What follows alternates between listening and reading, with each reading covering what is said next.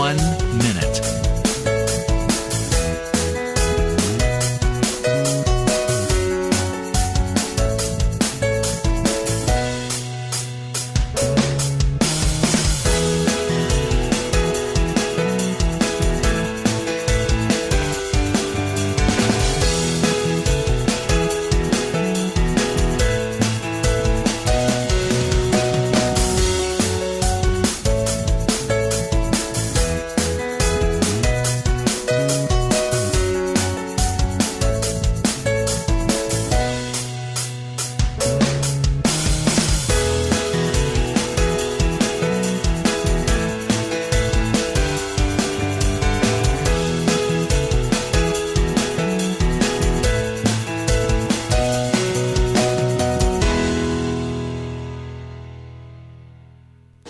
Welcome to Lynn Cullen Live at pghcitypaper.com. Email your questions and comments to Lynn at pghcitypaper.com.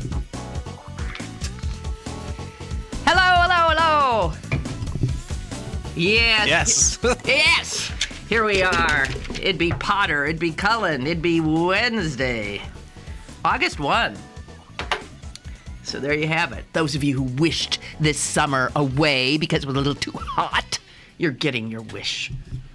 Not for a while. August is always the worst. August is tough. Still. Although you can't tell anymore. No, you don't know. Tain't natural. It just ain't natural. I don't know how many of those conversations I've had. Well, I know. I have to say that learning about the death of Gore Vidal today bummed me out because I adored him. Because? Well, where to even begin? He was... the adjectives just, Dave Eggers, novelist, had to say some words, I guess, at a National Book Award or something where Vidal was being honored. And Eggers said, I don't have the words to say how and why I admire him and for so much. This was a Renaissance man. Mm-hmm. Yeah. Why are you so cold about it? He was somebody who made the world more interesting. He was... I didn't always like him. I wanted to wring his neck a lot, and he was such a snobby character. But funny as holy hell, often. Yeah. Clever, smart, fearless.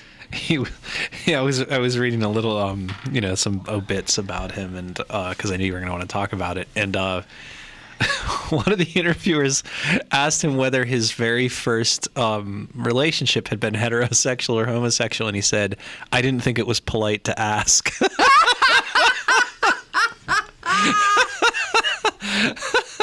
Well, he's Which like, is pretty good. It's like Oscar Wilde. Yes, very much right? so. He's very an much Oscar so. Wildean. Yes. Although far more, Wilde was in many ways sort of, it was sort of an art for art's sake, almost conspicuous about his lack of engagement in the affairs of and the day. Vidal very opposite, political, yes. extraordinarily political. In fact, ran for office a couple times. I think. A couple of times. Came from a political family. His father was a senator. Yeah. His father was a senator, and His father was the senator. Yeah, I think so. His grandfather maybe was the senator. No. I thought it was. I could easily be wrong. Ironically, for somebody who was always against the military, he was actually born at West Point. Mm-hmm. Yeah. You knew that? I did, because I read it in the obituary. We got a call, it looks like. No, his grandfather was the senator from Oklahoma, and the grandfather's name was... His last name was not Vidal, was Gore. He was related to Al Gore. Yeah, okay, right. Hello. Yes, it was the grandfather. Okay, yes, thank you. Yes, it's Michael from Palm Springs. Hi, Michael. Hey, I heard last night, and I was a little bit bummed, and I've always admired him, and one of my neighbors actually was one of his paramours back a long, long time ago or something. Well, you know what? And That doesn't How many say- people can make that Listen, boast? yeah, Lots of them. Thousands. Yeah, really. Thousands. There's probably someone in this building right now who he slept with. I mean, he slept with everybody, although he said he couldn't hold a candle to John F. Kennedy. Yeah, that's right. Right. And one of my favorite stories was he and Tennessee Williams were together with the Kennedys during a campaign, and Tennessee Williams says, "My, that boy has a nice ass." And Gore Vidal goes, "You shall not be cruising the president." God bless him.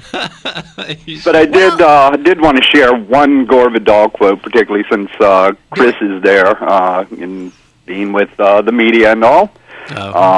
Once Gore Vidal said, "The corporate grip on opinion in the United States is one of the wonders of the Western world. No first world country has ever managed to eliminate so entirely from its media all objectivity, much less dissent." And right he was. Yeah. And right he was, because, I mean, America has pretty dumbed down. Your publication, which unfortunately I can't get in Palm Springs, is a marvel. I miss it. Thank but you. Well, it's online. It's at PGHcitypaper.com. I do read it online, but I don't actually have the Okay. physical Right. copy, and Okay. I will, when I visit, I will support your advertisers. Well, thanks so much for the call. All right. Have a great day. Hi, Michael. Okay, Michael brought up Vidal and Kennedy. Vidal said this about John F. Kennedy, among a million other things. "He was one of the most charming men I have ever known. He was also one of the very worst presidents." Yeah. Right. Are there any quotes about Bush in there? Because Oh, I mean, I'm sure that's just I think he I'm kind of sure went that's off just the. brutal. Yeah.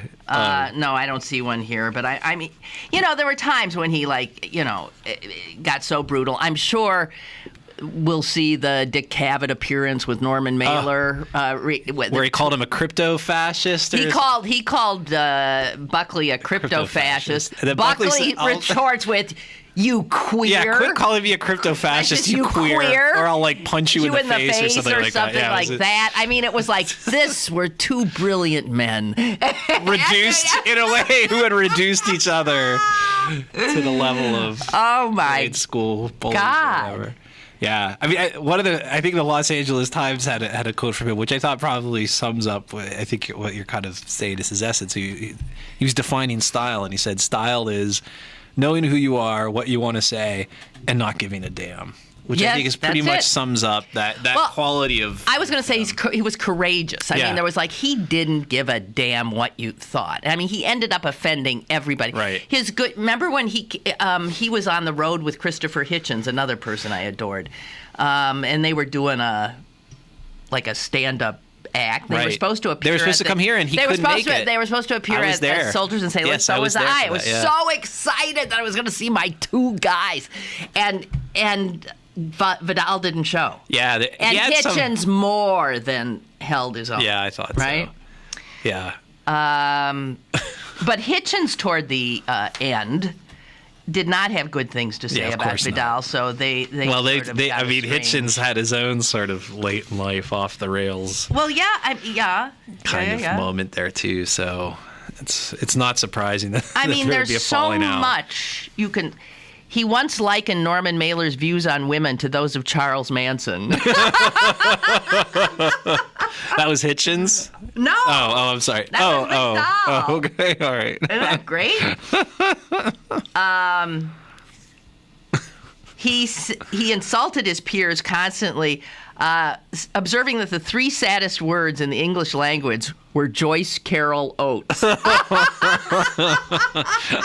Aw, just made a sympathetic sound. Oh no, over I'm there. sorry. I've never liked her writing. I can't get into any of her stuff, so that's okay with me. Three of the saddest. Oh dear. Anybody who can make you laugh like that. See, I mean, he was not unlike Mark Twain in that Right. regard, right? Right. Another one of my favorites. Right. He was also courageous in his unabashed homosexuality at a time when gay men were totally closeted. Yeah, I mean, I think the novel he wrote, "The City and the Pillar," which I remember, Something like that, yeah, right. This is like certainly anything in America, if not the first, one of the first novels to actually even treat the subject in any kind of right. And critics were just like disgusted by it and blah blah blah. He was gutsy, you know. Screw you was essentially his, you know. Was that one of his quotes? Because I've used that one myself. Screw you. I've done that one too. I didn't realize I was borrowing from Vidal. Here's a few quotes. Okay. The United States was founded by the brightest people in the country, and we haven't seen them since. But you know, if he'd been back at that time, he would have been slagging those guys too anyway, right? I mean, that's the thing. Yeah, well, yeah.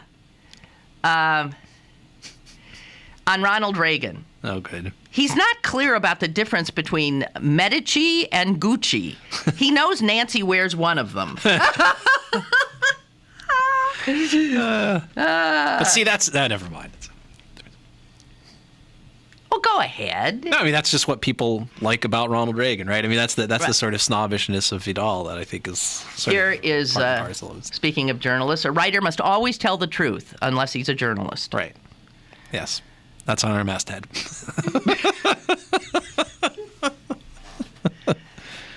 When someone says to me, "Can you keep a secret?" I say, "Why should I if you can?"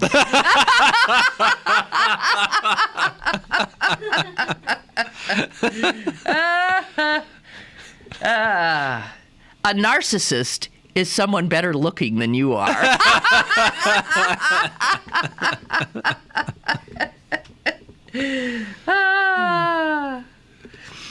On jealousy.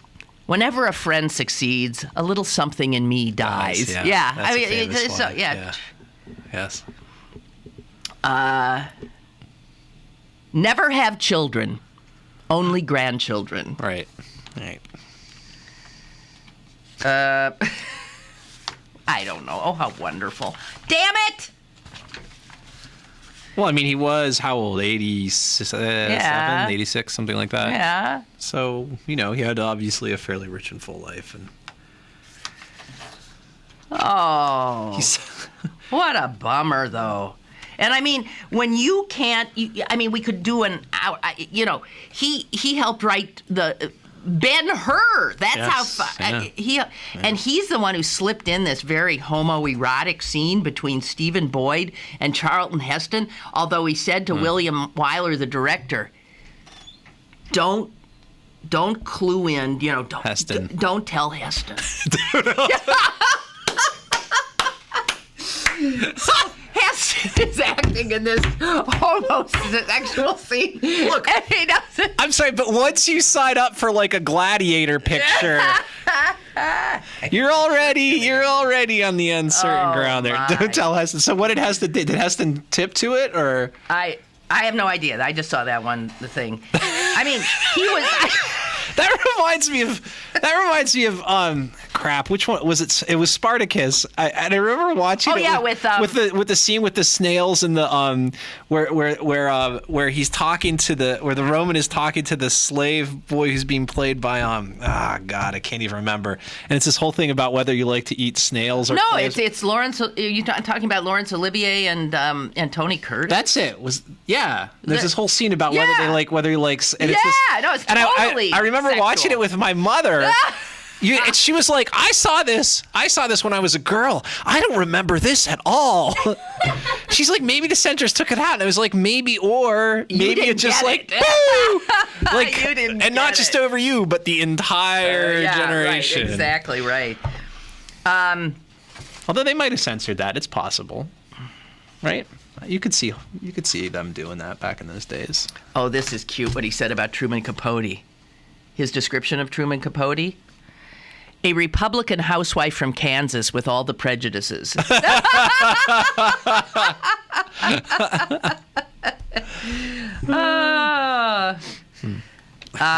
Okay.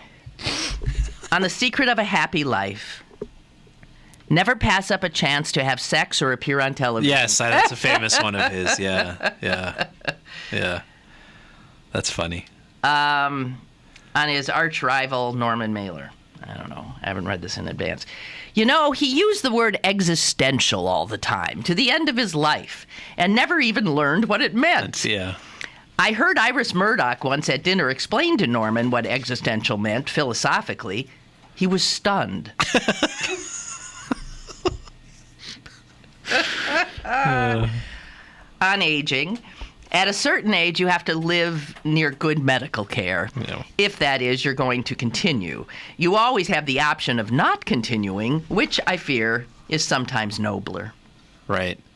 He was asked by one of his interviewers a few years ago. They were talking about, the possibility of death, and he was sort of talking about his ambivalence about it. And the interviewer said, "So it sounds like you're saying, well, you die and that's it." And Vidal said, "No, I wouldn't say that. I would say you're born and that's it." Oh gosh. No, someone who lived life so large would not have wanted to go die. gentle into that good No, night. I don't think so. And when he was asked about just humanity in general, he said, "There is no human problem which could not be solved if people would simply do as I advise." Right. So I forgot, one obit said that he was...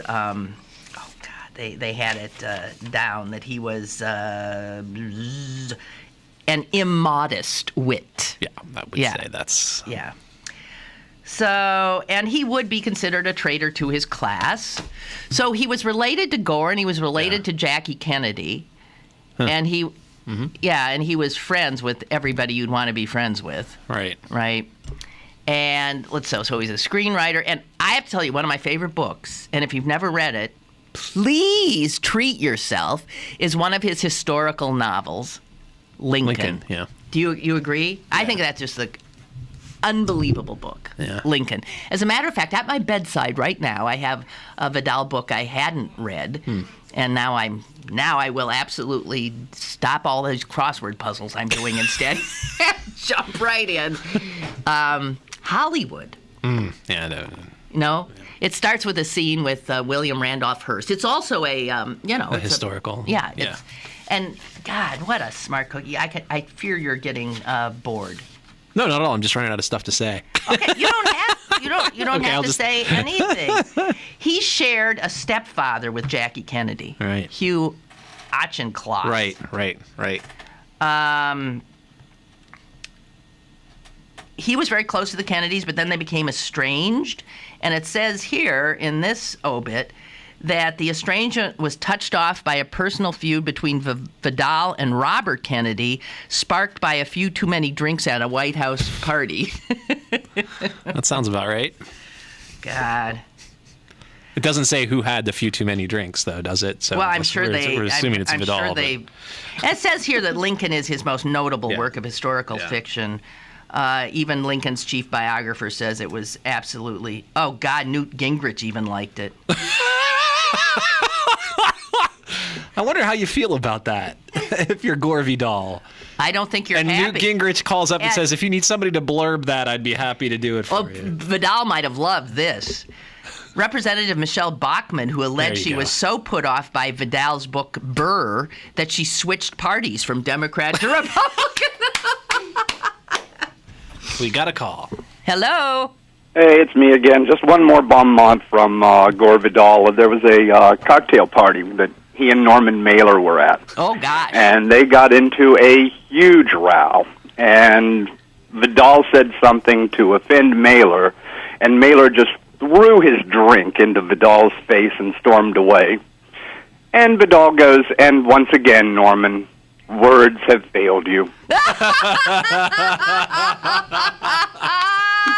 Is that not great? The man was funny. Oh, God, wonderful. Oh, and I hope you enjoy Hollywood. I very much loved it. It's basically the story of World War I and how we got into that and how the media then became the power force behind politics and getting out the war message. Wow. I think you'll very much enjoy it. Great book. Thank you. All right. Toodaloo. I have to say, one of these things, and I guess it's a reflection partly on Vidal, but then also partly on the times in the milieu in which he lived. Yeah, it's hard to think of anybody now where you'd hear that kind of story, like the great witty put down of a Mailer or a Vidal or the Algonquin circle, right? I mean, it's kind of hard to or to Oscar Wilde. I mean, one of my favorite Oscar Wilde stories is he was talking to James Whistler, the painter, and Wilde tossed off one of his little gems, and Whistler said, "Oh, Oscar, I wish I'd said that," and Wilde said, "Don't worry, Jimmy, you will." Like, there's just that kind of stuff. It doesn't seem like we have that, whatever you want to call that. It doesn't seem like there's enough, that there's not that kind of circle that has enough sort of public stature that people would actually talk about that stuff. Now, I guess the replacement for it is, everybody knows what somebody said to somebody else on Big Brother on CBS last night or whatever, or Paris Hilton's latest. But there's not that. There just isn't that. There's no circle of that kind of stature that has that kind of purchase. Or I don't think. Is there? Well, tell me if there's a talk show where you would have as guests two novelists, Norman Mailer and Gore Vidal. No, seriously, you might on cable sometime. I mean, because it's more possible to have like these little niches, but you would never. I agree with you. Dick Cavett's show was broadcast on a major network. Cavett, sorry, millions of people watched it. Right, and so again, so it might still be there, but it would not have anything like the audience of that little, crypto-fascist exchange. Well, does a brilliant literary figure have a chance at becoming a big name that everyone knows? I mean, one of the obits said a lot of people knew who Gore Vidal was. Right. Who never read Even if they read a book. Read a book he wrote because he was such a huge figure. I don't see that it happens anymore. No. You're right. Somebody on Big Brother might have that stature now. I'm trying to think. It's hard for me to say because, okay. I'm steeped in that. So to me, it's like, oh, wait, there are people who don't know who David Foster Wallace is or Dave Eggers. That's like a name that you mentioned before. Christopher. Remember the film that was made here? Didn't we bring this up? You brought this up a week or so ago. Bob Roberts, Tim Robbins film? Yes, Gore Vidal was in that. Yeah. Vidal plays his nemesis. Yes. So he was an actor as well. What didn't he do? Here's something he said where it clear he didn't think there was anything. This is more serious. Because there is no cosmic point to the life that each of us perceives on this distant bit of dust at galaxy's edge, all the more reason for us to maintain in proper balance what we have here. Mm-hmm. Because there is nothing else. No thing, this is it, and quite enough, all in all. Okay, there he is being actually serious. Yeah. He never went to college. Yes, right. Yeah, I was surprised to find that out. I was very surprised. So he's so brilliant and largely self-taught. Right. And he served in the Army. A lot of things that you just wouldn't think. His father had I was about to mention this. An affair with Amelia Earhart. I mean, this is the weird things. Yeah. If you look at how his life intertwined with every major figure in the universe, practically. Yeah. Wow. A lion has died. Oh, here's somebody writing about Sparticus. Okay, here we go. Catching up here. Lynn, I too mourn the death of Gore Vidal. The world will be a poorer place without him. Regarding Sparticus, yes, that scene was edited, partially, if not totally, for the initial release of the movie. Later, it was restored fully in all its glory, so to speak. Okay, well, that's good to know. So my mother was right. You have to tell your mom. She remembers that's right. That. She went as the funny thing is she went as part of this girls group called the Daughters of Job, and they were taken to this movie. So some sort of weird cult thing, I guess. Oh, here we go. Here's somebody else who's writing about Sparticus. Oh, here's the whole thing. Oh, yes, snails and oysters. I was trying to remember. Okay, so you be one and I'll be the other. I shall be Crassus. Okay. Do you steal? No, master. Do you lie? Not if I can avoid it. Have you ever dishonored the gods? No, master. Do you refrain from these vices out of respect for moral virtues? Yes, master. Do you eat oysters? When I have them, master. Do you eat snails? No, master. Do you consider the eating of oysters to be moral and the eating of snails to be immoral? No, master. Of course not. It's all a matter of taste, isn't it? Yes, master. And taste is not the same as appetite, and therefore not a question of morals. It could be argued so, master. Very good. That was good. My robe, Antonius. My taste includes both snails and oysters. He approaches a balcony. Oh. You go on, Antonius. Antonius, look across the river. There is something you must see. There, boy, is Rome, the might, the majesty, the terror of Rome. There is the power that bestrides the known world like a colossus. No man can withstand Rome. No nation can withstand her. How much less a boy? Oh, I'm sorry. That was. There's one way to deal with Rome, Antonius. You must serve her. You must abase yourself before her. You must grovel at her feet. You must love her. Isn't that so, Antonius? Antonius? Antonius! Antonius has bolted. Yes. Oh, I think that's all too subtle for... Why did they even take that? That's interesting. But you got it, huh? Says here, the bath scene is between the Roman general, Crassus, Olivier, and his slave, Antonius, Tony Curtis.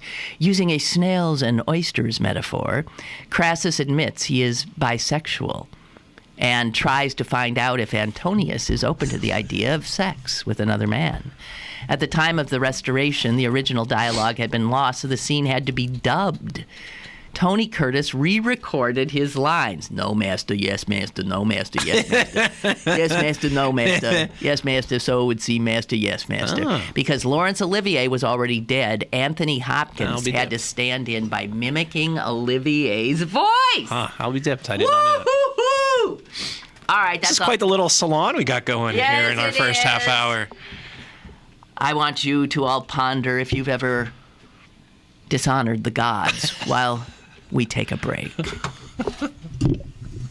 Email your questions and comments to Lynn at pghcitypaper.com or call Lynn at 412-316-3381. Lynn Cullen Live will return in a moment. Laser Hair and Skin Center has been providing professional, affordable services for over 10 years. Now they're proud to exclusively offer RegenLite acne treatment. RegenLite is an FDA-approved, non-invasive drug, chemical, and pain-free treatment of all grades of acne. With RegenLite, you will experience a 50% improvement in less than 2 weeks, with lasting improvement for up to 12 weeks. Call the Laser Hair and Skin Center today at 412-373-1700 and receive $100 off your first session. Or go to mylaserhair.com for more information and to see their full line of services. The Laser Hair and Skin Center. Pittsburgh City Paper is now available on your smartphone. Go to citypapermobile.com to read this week's digital issue or search for restaurants, bars, concerts, events, and movies on any portable device. Plus blogs, Lynn Cullen, City Guide, CPTV, and Best of Pittsburgh. Pittsburgh City Paper available at over 1,700 locations throughout western Pennsylvania and on the web at pghcitypaper.com and on your smartphone at citypapermobile.com. Hey, Billy, want to go to the state fair? Yeah! Well, you can't. Huh? Well, you see, Billy, when you throw away money on wasted electricity, you throw away everything you could have done with it. But now your parents are becoming energy efficient. They could save hundreds of dollars a year and take you to the fair next year. I want to go now. Oh, I know you do. Saving energy saves you money. Learn more at EnergySavers.gov. Brought to you by the U.S. Department of Energy and the Ad Council.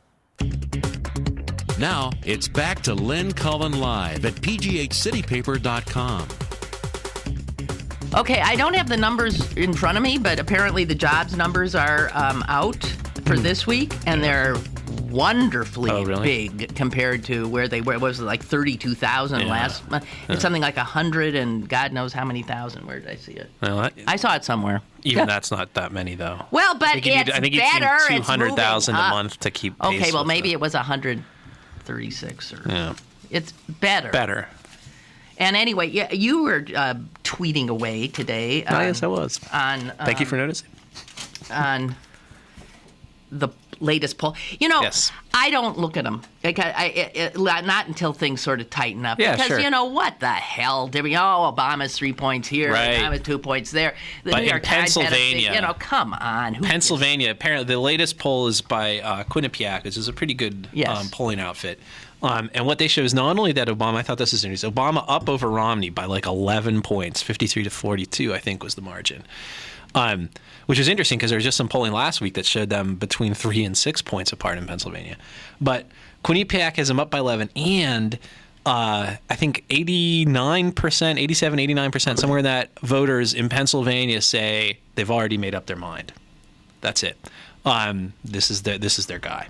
Now, it's slightly softer. The support for Obama, there's slightly more of a I may change my vote among Obama supporters at this point, but the difference is only a couple of percentage points either way. So it's an interesting, I mean, I would say one thing you haven't seen, and there's been a little bit of discussion about this, there have not been as many commercials in Pennsylvania as I think people were expecting a few months ago. And They're still going to run those damn commercials. Look, even if the independents are down to just 10% of expected voters, they'll be deluging the state with that crap to. And I should point out, capture. independent voters, as distinct from, and this is likely voters, by the way, and there's always some wiggle room about how you define what a likely voter is.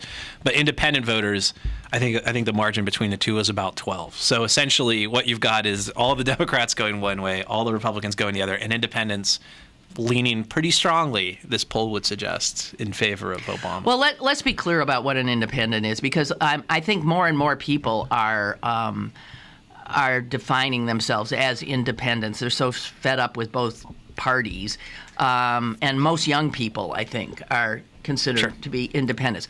But what we're really talking about when you're talking about because most independents, people who say they're independents, essentially they know where they're more comfortable. They, I'm an independent, but I almost always vote Democrat or Republican. Right. But the independents that the campaigns are going after are these people I cannot relate to for love or money. They're people who I don't think pay much attention. Yeah, I think that's who right. have There's a lot of this. no That's true. opinion, Yeah. who are easily swayed by, Right. a good ad or something. Those are the independents that they're talking about. Right. Yes. I mean, it's funny that we always sort of, there's so much conversation about these independents, these noble people who think for themselves and blah, blah, blah, and that's sort of the political dialogue. And you know for a fact that at least a certain percentage of them aren't really doing anything about it at all. No, not at all. Not at all. Absolutely not. But it is. I mean, I think it's a significant. It's a very hopeful sign. Obviously, I don't think anybody's going to get complacent about it, especially with the voter ID thing. Very much in play. And how else do you? Well, explain to me this. Okay, so Obama is way ahead, according to the polls, in a state that has a Republican and a conservative Republican legislature, right, and governor. He's ahead in friggin' Ohio, for God's sakes. Where's the disconnect there? I think if you look at, and I haven't drilled down entirely into the polling data, but voters were also asked, who understands the issues of voters like you, of people like you? Which of these two candidates understands them? And Obama, many more, I think it was like 57 to 40, something like that. Many more people said Obama understands the situation of people like me. Romney, it was the other way around. A minority of voters, and a pretty strong minority, a pretty weak minority is 40, low 40s, said that they felt like Romney understood where they were at. I think part of it is people pay more attention in a different kind of way to a presidential race than they necessarily do to a state level thing or whatever. Well, that's a big problem. They're just different patterns of voting. People look to the governor's mansion. There's this famous trend in Pennsylvania where we switch the governor's office, the governor's mansion switches every 8 years. And that seems to be a cyclical thing. People say, okay, I don't want this party in charge of the governor's thing, but I'm going to look at the White House on its own terms. I'll also say that I think the switch is because incumbency is huge because sure. because voters don't pay any attention. Right, I think that's so. every governor gets to run twice, and so bango, that's it. And then the somnolent voters who are paying no attention every 8 years, when all of a sudden they're confronted with two names they don't know. They just go for Then they go by party because they're always pissed off at whatever the governor, whoever the hell it was, had done, or they're easily led to believe that they should be pissed off. That's all it is. That maybe. I don't want to get too cynical though, because I mean I do think that there is a basis here for thinking that some of this really is about the stances of the candidates. One of the findings of the poll out today is people were asked, "Are you in favor of raising income taxes on those who make $250,000 a year or more?" The very position that Republicans will tell you is class warfare and da da da da. Voters almost 2-1. Oh sure. In Pennsylvania said, "I am absolutely in favor of that." Yeah. So, I mean, and it's remarkable. This is something you and I have talked about many, many times, that Democrats should just they got a winning issue sometimes with these economic populist stuff. They should just come out swinging on it. And I think to his credit, he has this time around. I hope it sticks, and I think it will, because those tax cuts are going to expire anyway. If nobody does anything. So I think there's a good chance for there to actually be a little bit more justice in the tax code this time of year from now. And I'm glad to see them making use of it as an issue. Mm-hmm. So I mean, that seems like it's a winner, at least here in Pennsylvania and in the other swing states. Quinnipiac also released polls for Florida and Ohio, I think was the other one, also showing 10-point or more margins for the president. Okay. Your paper is out today. It is. Thanks for noticing. And there's a cute little boy. Yeah, he is cute. On the cover.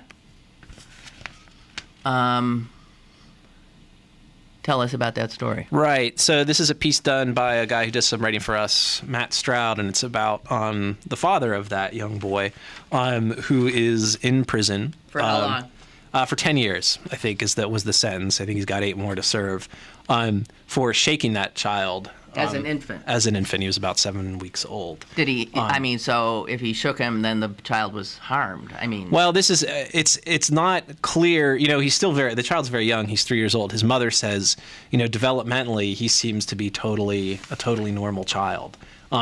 Unlike some other children, children who have been shaken in other cases, who sometimes suffer developmental problems that they will never recover from. Mm-hmm. He's able to, walk and talk and eat and do all on his own. But has he been professionally looked at? Yeah, I'm sure he has. And he was there was definitely something happened to this kid. And essentially what happened is the father was home with the child alone because he and the boy's mother both worked separate shifts. These are people kind of, on the ragged edge, trying to get by in Johnstown, Pennsylvania. And the father was alone with the child, says that the child had been screaming, as 7-week-old kids sometimes do, and the father says, "I did everything I could to calm him down, changed his diaper, fed him, tried to give him a bath. Nothing happened, and then he just essentially sort of lost consciousness." So they take the child to the hospital. The child is given a brain scan. They find some cerebral hemorrhaging, bleeding, which is one of the sort of indicators of that a child has been shaken. Specifically. So charges come. It turns out the father has a rap sheet there. He apparently has some anger control issues, as people have described. There's some stuff in the police report that says he may have hit his girlfriend or he has a previous ex-wife. So, he's got some marks against him. They charge him.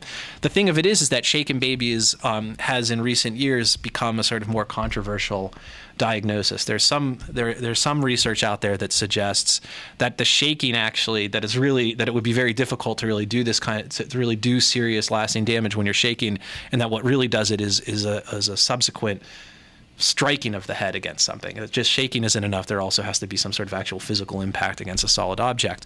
So there's some questions about how accurate that diagnosis is. And in fact, and this to me was in a way the most surprising and interesting thing about this story, even the doctor whose diagnosis of shaken baby was like evidence A against this guy in court, even she says, I'm not sure we should be throwing folks in this situation into jail. This is not a crime. How about working with them? Yeah, right. This is not a crime like, child molestation where you commit it a forethought and it over a long period of time and repeatedly. This is parents who are stressed and at And the are end of their losing it. rope, and they Right. may not have had the kind of, this guy at the time, this was his third child. He had 2 children by his ex-wife. And interestingly, one of the things that's interesting to me is his ex-wife is one of his leading champions right now. Really? In fact, if I recall correctly, she's the person who first brought this story to our reporter's attention. So, it's sort of an interesting question. We tend to, and understandably, Well, they don't. I mean, there's no way the guy's getting out, right? Yeah, So it seems very. I mean, he's appealing his conviction on the basis that the doctor who diagnosed him, Janet Squires, is not herself an expert at reading, brain scans or whatever. She consults with other doctors, but she's brought into court as an expert. And the argument of defense attorneys is she's sort of testifying about findings made by other doctors who aren't here, kind of da-da-da-da. It's a sort of hearsay thing. I don't expect that to go anywhere, and even as a lawyer, seem pretty pessimistic about his chances. We brought the story out, I think, just to raise awareness. To raise awareness that this issue is maybe a little more complicated than people think. Yeah. As most are. Yeah. I mean, certainly nobody should be shaking their kid. Right. It's a bad practice, but maybe we should rethink this sort of punitive thing. And I think it's very natural. Until it's you just absolutely think anybody who shook their kid, there must be something wrong with them. I think that I think it's more difficult to kind of take a step back and say, right. Maybe we're out, because this doctor made a good point in the story. She says, okay, so you put a parent in jail, great. Now you have a single parent, right, raising this kid. Now that parent's under even more stress. So who's to say That's right. that kid isn't at risk for being shaken again? Exactly. I think it's an interesting diet. Right. Well, when it comes to punitive response to almost anything in this country except the malfeasance of the higher ups, I mean, this Right. country is just amazing. Throw them in jail and throw away the key. Speaking of our lack of putting ourselves in other people's shoes. There was a little letter to the editor in the Post-Gazette today from some woman in Baldwin who says this. What is it with all these people who object to obtaining an ID? Aren't they aware you must produce an ID to use a plane ticket or obtain a passport? Okay, you're laughing because there are a lot of people who ain't ever going to get on an airplane, and they ain't ever going to need a passport because they aren't exactly going to be doing foreign travel. Okay, that was her first question. And don't they know you must show your ID to cash a check at the bank? A lot of these folks don't have bank They accounts. don't have bank accounts. They don't have checks. And then get the last one. This is the one that blew me away. Try buying beer at a Giant Eagle without an ID. First of all, there are Giant Eagles where you can buy beer. The Giant Eagles where not you in can the buy middle of the beer city. Not in the are middle of the city. all Yep. in the suburbs, lady. Yeah, that's true. That's right. That's right. And all the people who don't have ID are in the city. And they don't travel on airplanes. Also, and they don't do foreign travel. And they don't have banking accounts. And you don't have a friggin' clue, you idiot, about how other Americans live their lives. And this is why so many Republicans, privileged people, are so damn clueless. The other thing, too, that should be said about that, I mean, I've read hundreds and hundreds of pages of the testimony of the court of the hearing that's already taken place. I want to talk about that because the more I hear, the angrier I'm getting. And one of the things that comes out, of course, the ACLU and the other groups challenging this rule bring forth their plaintiffs, people who are specifically, these are the people who are potentially going to lose their right to vote. Right. And a few of these people said, I've been trying to get my birth certificate for 5 years. And they have these stories. And on some level, you're just like, Jesus, these poor folks. And then you just realize in any sufficiently complicated society, there's always going to be a certain percentage of people who are going to fall through the cracks because a fire breaks out in a records room, or one of them's from Puerto Rico and Puerto Rico changed its policies and da-da-da-da-da, or they're from Virginia and they were born at home and the midwife, this is true of a lot of the people coming from the South, they didn't have access to a hospital. So they were born in some rural part of their state down south, and they were attended by a midwife who didn't fill out the documents, and they get letters back when they write, and the letter says, as far as the state of Virginia is, you don't exist.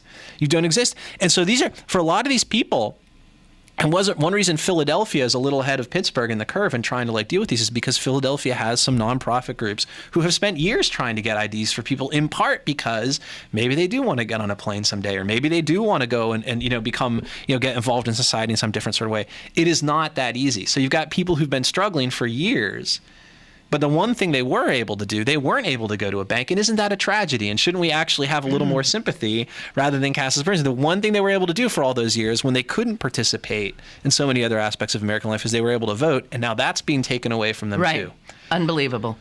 It is so unbelievable. So there's this trial. Is that what it is? It's a hearing. It's a hearing going on. And continues, and about the impact of this law. And get this, the Secretary of the Commonwealth. Yeah. What does that mean? She takes minutes, notes at meetings? She would be she would be the Secretary of State if Pennsylvania were a state rather than the Commonwealth. Okay. So that office has jurisdiction over corporation filings and things like that. And then also, of course, elections is all. Okay.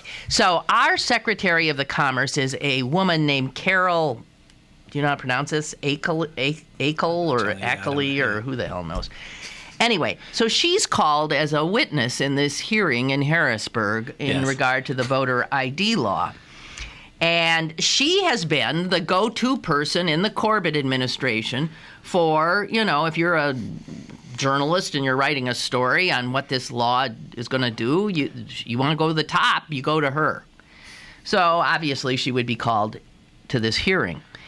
And under questioning at the hearing yesterday, she was being pressed for specifics about one of the acceptable forms of ID coming up, when people go to vote in November. And here was her response. Quote, a direct quote. I don't know what the law says. Yep. This is the Corbett administration's person in charge of implementing this absolute outrage of a law, and she says, I don't know what the law says. And what's great about this is, it's not like, we had the situation last week where Corbett came to Pittsburgh and had a press conference and couldn't name all the forms of ID. Okay, I made a little fun of him for that. Other people have too. But, geez. He's a governor. He's got a lot to do. And you're at a press conference. In a given moment, somebody might ask a question. You just can't quite place your finger on it. Right. She wasn't being ambushed by a reporter. She knew. She came to court knowing, what the topic was going to be, and she couldn't bother to just brush up a little bit that morning over cornflakes. She just couldn't kind of go down and even read her own department's little summary. And yet we're going to blame people for not knowing the full. The other thing too I should add is attorneys have been called up, not from the state per se, but attorneys from some of these organizations have been asked various questions. Just said, we in our office, our law office, have spent time deciphering and arguing and trying to figure this stuff out. I cannot imagine how some working class person, maybe graduated high school, who's working the polls, exactly, or who's a voter, is trying to figure out how to negotiate. And that's the other thing. Thank you for bringing that up. The state is only offering guidance to counties.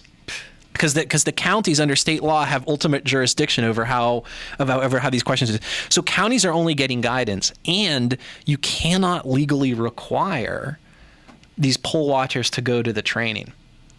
So you can have people who... There may well be people on election day who feel totally entitled to interpret the law the way that they want to. And even if that stuff, we've said this on this show before, even if that stuff gets worked out for the voter standing there, the 5, 10, 15 minutes that get spent arguing over how this many stuff other or whatever, voters are going to leave? Disenfranchises how many other people at the back of the who line have to get to work. who may well have all the ID that they need. So everybody's got skin in this game. That was pretty. She also said well, here's another thing she said. Okay, so she was like apparently being questioned about, how the heck did you guys decide that 99% of the residents of the Commonwealth of Pennsylvania do have proper ID, which is how you sold this piece of crap to the public and to the legislature. How'd you come upon those numbers, which of course proved to be totally false? She defended that, and then she after defending the 99% analysis, she was pressed further about the number of registered voters without photo ID, and then she responded, "We don't know." Right. Wait a minute. How could she have been defending that they absolutely knew it was? And then when asked, what kind of an idiot? Who is this idiot? Yeah, I tweeted Who this last. Who is this idiot? I tweeted this last night when I saw this go up. This woman is bidding fair to be the Catherine Harris of the 2012 elections. Wow. She also said, there are numbers that say the number is closer to 700,000, 750,000 voters, and she said, "Well, I disagree." Oh, well. Never mind. I don't think so. I don't think so. She also, a lot of people don't realize this. A lot of people out here don't realize because she's out from East. She was caught up in a debate about disenfranchising voters in Chester County, portions of which are also very poor and black, years ago when she was an election official out there, and it had to do with the location of a polling place, and essentially courts ruled against her in the end. So this is not sort of a first thing. No, this voter ID thing, guys, wake up. This is a huge and outrageous attempt by the Republicans to literally fraudulently win an election. And, interestingly, we talked about while they're fighting so-called fraud, which they even admit doesn't exist. Well, again, I'll revisit this very briefly because it's interesting. The state doesn't say that fraud doesn't exist. The state says that you can't be sure fraud doesn't exist until you have these state IDs. What's interesting, and this is sort of an interesting thing. What they say is, we're aware of these reports. We want to restore people's faith in the integrity of the process. Well, that's an interesting question because who is it exactly who damaged the integrity of that process in the first place? Who did? Who are the ones who called into question? Who are the ones who trumpet, highly murky facts? Who are the ones who blow out of all proportion some crazy new Black Panther Party guy standing around outside a polling place? Who turns that into a national thing? And now what you're saying is we're going to reward that behavior by treating it as if these concerns are actually legitimate in some ways. Well, they lay the groundwork for this exactly. stuff. It's a great system. It's brilliant. So you blow a whole bunch of stuff out of proportion. You make stuff up. Which is what they've done to government in general, which is what they do. Right. And then you say all of these questions have been raised. That's right. You don't mention the fact that your side are the ones who've been raising them. Right. I think it's a brilliant... you got to give them credit. You give them credit because these are things that require thought and patience. Right. Okay, we're going to keep demonizing public schools. Right. We're going to start in 1972. Right. And we're going to bear fruit, baby, right. in 2010. Right. And you're seeing that with the schools, you're seeing that now. You've got the Corbett administration doing everything they can. We're going to hold these public schools accountable. We're going to refine our metrics for testing the effectiveness of these teachers. But guess who the rules don't apply to? Private and charter schools, because parents can take their kids out of them, so they don't need to know these numbers. That's it. Okay, we got to take a break. Yep. More is on the way with Lynn Cullen Live. Go to bergbargains.com for great deals on tickets to the Science Center, History Museum, Carnegie Museums, and some of the best restaurants in Pittsburgh. This week, get half off monthly memberships to Club One Fitness. bergbargains.com. Local deals, local merchants. PittsburghBargains.com. Get Lynn Cullen live on your smartphone. Go to citypapermobile.com now for Pittsburgh City Paper's brand new mobile app. Get the latest restaurant reviews, event listings, movie times, and of course, Lynn Cullen live on your smartphone. citypapermobile.com. You're listening to Lynn Cullen live at pghcitypaper.com. Once again, here's Lynn Cullen. Okay. Now, here's something else. The Republicans, again, don't understand how some people live. Today, there are thousands, 61,000 Pennsylvanians today who who are losing $200 a month that they have been getting from the state, a general assistance fund, that has meant the difference to them of eating or keeping a roof over their heads. And the state, of course, the state run by these Republicans who think everybody has passports and buys beer at their Giant Eagle, have decided to end that program for these 61,000 people so that they can save $149 million. And in other words, trying to balance the budget on the backs of the people they always balance the budgets on the backs of, the absolute desperate. Yeah. The desperate, the vulnerable, the sick, the marginalized, because what the hell are they going to do? Right. Do they have any ability to say anything? They're going to be scrounging around trying to figure out how they keep a roof over their head. Not to mention, now how are they going to get to use their IDs to go to the airport and fly to France? How are they? I mean, I suppose if you lose... you sometimes dream. You dream. Wouldn't you love, what a reality show this would be. Go over to, I don't know, Nordstrom's and pick a bunch of people out. Just grab them by the collar and stick them in a bus, and then go into the poorest neighborhoods in, I don't know, anywhere in the town, pick up a bunch of those people, and let's force them to change. Just for a week, go live. You're living in her house, she'll live in your house. You live in here, and you'll have all the resources, the money, the this, the that. Go. Do it. Wouldn't you love to do that? Yeah. Can't happen. No, and even if it did, people would just say, well, it's just an experiment, blah, blah, blah, and people make choices and they get themselves in these situations. That's what people say. I mean, that's the myth of the meritocracy, right? We're surrounded by evidence that the meritocracy doesn't really work all that well at the upper echelons especially, but for whatever reason we all seem to continue to buy into it because letting go of our myths is, I guess, a very painful and I guess impossible kind of thing for most people to do. Yeah. How do you think the Jordan Miles trial's going? It's interesting. I would say, I read the coverage elsewhere and then I read our own coverage and you despair. I think it's always hard. I think it's always hard to get any kind of ruling against police officers. I don't know. Oh, you're setting us up. But I don't know. I mean, there's still some. I think the thing, and you may have seen this in coverage at the Post-Gazette, especially. There's this question about these bushes. It's sort of a strange thing for this all to turn on.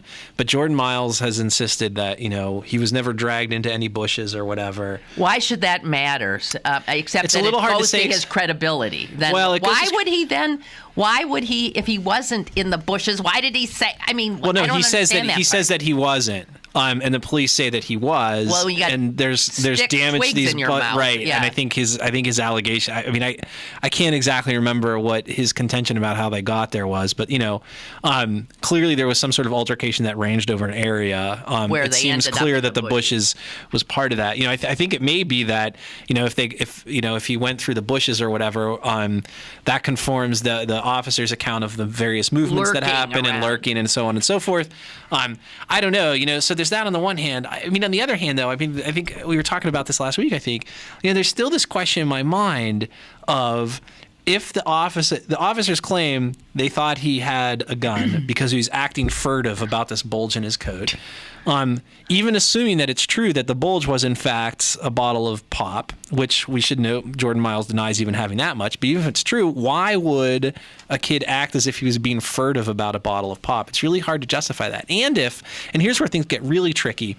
There's been some writing about this and some testimony too.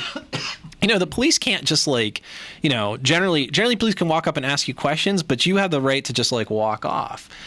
The police can really only detain you if they have some sort of probable cause. Well, in this case, I guess the probable cause, a lot of it hinges on his furtive movements. That's what set them off or whatever. It's an open question. I don't know. There are a couple of jurors there, based on what Charlie Deitch, who's been covering this trial. There are a couple of jurors there who just based on body language and things like that seem like they might be actually fairly sympathetic to Miles's side. But I don't know that there's a sense that, they're all of one mind or that that's even a majority. How does it work in a civil case? Do you need unanimity on the jury? Yeah, I think you do. But I mean, the standard of proof is less. Less, but I'm saying you need a unanimous verdict. You know what? That's a really good question. Yes, I should know the answer to that. I should know the answer to that. I do not. Look that up. I will look that up. Well, that's embarrassing. I should know that. That's okay. But at any rate, so I don't know. I don't know what's going to happen. Obviously, if I don't know, they have to come to unanimous consent or not. No, it's hard for me to judge. Okay, damn, jeez. Okay. Unbelievable. Yeah, I mean, the other thing, too, it was sort of interesting, the one setback that the police had repeatedly during the course of when Miles was testifying and people friendly to his perspective testified, repeatedly the attorneys for the officers said, we're going to hear testimony from a friend of yours. And that hasn't happened? Well, not only that, the friend got up and said, I never told the FBI that Jordan... What this friend supposedly said is that Jordan told him that he had a bottle of pop on him and that the police got confused by it. But the guy says... and that's based on an FBI report of the conversation, of an interview that the agents had with him. He testified earlier this week... I never told the FBI that. I don't recall telling that. I don't recall Jordan saying that to me. Here's what we know. Jordan Miles regularly at night went from his mother's house, walked to his grandmother's house to sleep. Yes. He doesn't have a record, not known for breaking and entering. There is this is a kid who did this walk all the time. Yeah. Why would he all of a sudden that night be furtively in the bushes, looking around to do something? He was going over to his grandmother's house to go to bed, for God's sake. Right. So, I mean, just that alone, that reality. Right. Can you imagine in your neighborhood walking from your house to your grandmother's house down the street and having such a thing happen to you? Yeah. The fact of the matter is he was suspicious by virtue of the fact that he was one thing and one thing only, a young black man. Yeah, and it was 11 o'clock at night. That's right. Yeah. That's it. And that got him beaten to a pulp. Jesus. Yeah. And again, the lack of a people to empathize with that reality. Why can't people put themselves in other people's shoes? Yeah. I mean, so we could let's try doing that for the police now, just for the sake of discussion or whatever. I mean, these are officers who spend a lot of time, they're on the streets and their assignment is to look for people who are carrying guns and drugs and things like that. What are the things they look for? They look for things like suspicious bulges. They look for a furtive movement that you or I might not even necessarily make. And I'm going to stipulate, I'm sure most of the time these officers see a movement like that in the conditions that they're out there, that a lot of times they're right, that there's something going on. But I think what happens here is, and this is sort of the Malcolm Gladwell argument, in Blink. These are guys who really work very hard on I wouldn't call it intuitive, or instinctive, because they train themselves this way. But they're able to spot and size up a situation quick judgment very quickly. And in this case, I think it's really obvious. Even if we assume the best motives in the world for these officers, they were wrong. They made a mistake. And Jordan Miles, understandably, freaked out, and he got beaten up as a result of that. And that's what happened. And these.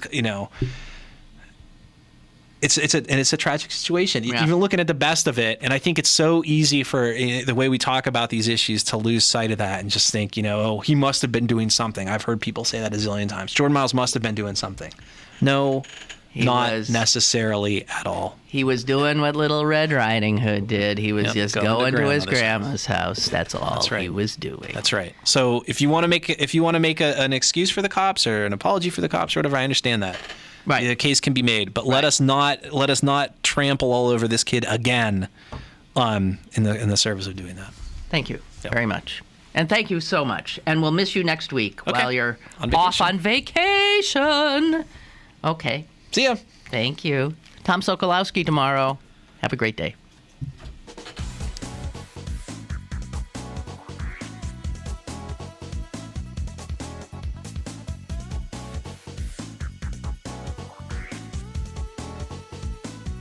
Lynn Cullen Live, Monday through Friday from 10 a.m. to 11 a.m. and archived at pghcitypaper.com. The opinions expressed on Lynn Cullen Live are those of the host and do not necessarily reflect the viewpoints of Pittsburgh City Paper, Steel City Media, and its advertisers.